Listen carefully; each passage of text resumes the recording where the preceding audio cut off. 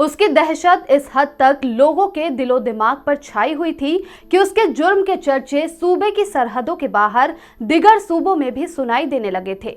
एक छोटे से गांव की उसकी पैदाइश थी, लेकिन शहरों में उसके आतंक की दहशत कायम हो चुकी थी। गोलियों की बौछार तो उसके मनोरंजन का हिस्सा थी और हफ्ता वसूली उसके दिनचर्या में शामिल था।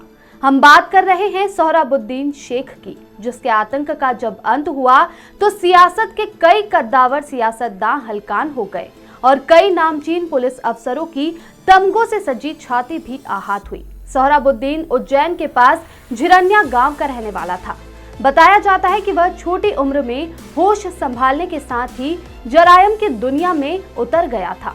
उसके अपराधों की फहरिस्त इतनी लंबी हो गई थी कि पुलिस ने उसे कुख्यात हिस्ट्री शीटर घोषित कर दिया था।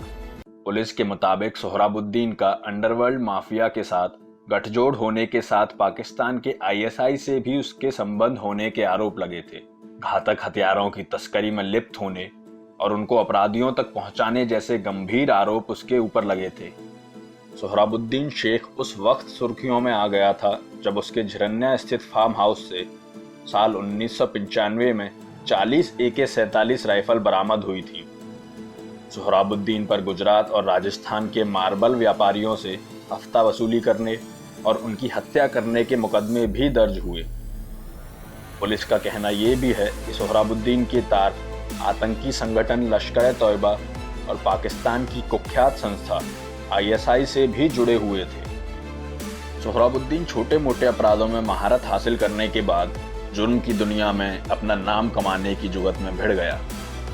उसने उज्जैन के रहने वाले तुलसी प्रजापत को अपना शागिर्द बनाया और बड़े कारोबारियों से हफ्ता वसूली करने के काम में जुट गया।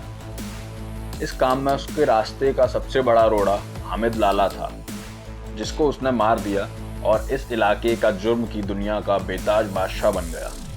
बाबरी ढांचे को ढहाए जाने के बाद पड़ोसी मुल्क पाक ने साजिश के तार बुने और माफिया डॉन दाऊद के जरिए हिंदुस्तान की तबाही का ताना बाना बना। जल्द ही सोहराबुद्दीन भी इस षड्यंत्र का हिस्सा बन गया। मुल्क में आतंक फैलाने के लिए अब्दुल लतीफ नामक शख्स ने कराची से दाऊद के गुर्गे छोटा दाऊद और शरीफ खान से भारी संख्या में हथियार मंगवाए। इन हथियारों को सोहराबुद्दीन ने रऊफ नामक एक अन्य व्यक्ति के साथ मिलकर अहमदाबाद से अपने गांव ले आया और इस अवैध असले को एक कुएं में छिपा दिया।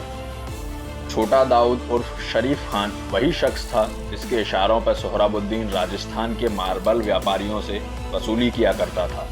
फिरौती के अवैध धंधे से सोहराबुद्दीन ने अकूत दौलत कमाई और इस तरह मध्य प्रदेश, गुजरात और राजस्थान के बड़े इलाकों में उसके काले कारोबारों के साथ ही उसकी दहशत का साया चप्पे चप्पे पर छा गया। लेकिन यह भी सच है कि जुर्म की जिंदगी लंबी नहीं होती और हर आतंक का एक दिन अंत होता ही है।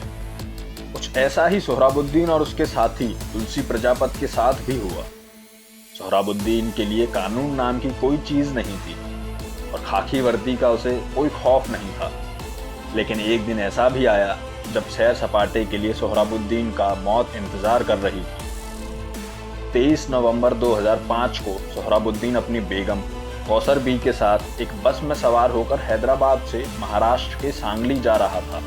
जैसे ही बस गुजरात पहुंची, आतंकवाद निरोधी दस्ते ने बस को रुकवाया।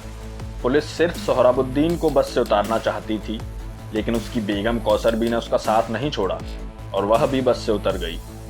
उस वक्त दोनों के साथ तुलसी प्रजापत भी था। चार्जशीट के मुताबिक अहमदाबाद ले जाकर एक मुठभेड़ में इनको मार गिराया गया। उसके बाद डीजी वंजारा ने पैतृक गांव में कौसर बी के शव को जला दिया। इस एनकाउंटर में गुजरात के एटीएस चीफ डीजी वंजारा और राजस्थान पुलिस के तत्कालीन एसपी MN दिनेश ने अहम भूमिका निभाई थी। सोहराबुद्दीन के एनकाउंटर के दूसरे दिन सभी प्रमुख अखबारों की सुर्खियां थीं, लश्कर-ए-तैयबा और ISI का खूंखार आतंकी सोहराबुद्दीन मुठभेड़ में ढेर। सोहराबुद्दीन पर यह इल्जाम भी था कि वह उस वक्त के गुजरात के मुख्यमंत्री नरेंद्र मोदी को मारने की साजिश रच रहा था। बाद में जब मीडिया में हो हल्ला मचा तो नेताओं से लेकर पुलिस अधिकारियों तक एनकाउंटर की चपेट में आ गए। रसूखदार शख्सियतों को सलाखों के पीछे जाना पड़ा और लंबे समय तक चली अदालती कार्रवाई के बाद ये सभी लोग बरी हुए। मृदुभाषी से जुड़ने के लिए वीडियो को लाइक करें, शेयर करें और चैनल को सब्सक्राइब करें। खबरों के नोटिफिकेशन के लिए बेल आइकन दबाना न भूलें।